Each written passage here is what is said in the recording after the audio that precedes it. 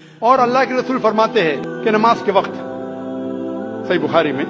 جلد نمبر 1 کتاب الادان چیپٹر 75 حدیث نمبر 692 کہ جب آپ نماز پڑھتے ہیں،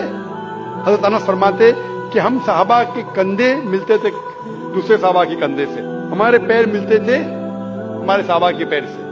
اللہ کے رسول فرماتے سنن ابو داؤد میں صحیح حدیث ہے جلد نمبر 1 کتاب الصلاۃ چیپٹر 245 اور حدیث نمبر 666، اللہ کے رسول فرماتے کہ بیچ میں جگہ مت چھوڑو، جگہ کو کم کرو اور شیطان کو بیچ میں مت آنے دو۔ اس کا مطلب ہمیں کندھے سے کندھا ملانا چاہیے۔ جو انسان اپنے آپ کو مسلمان کہتا ہے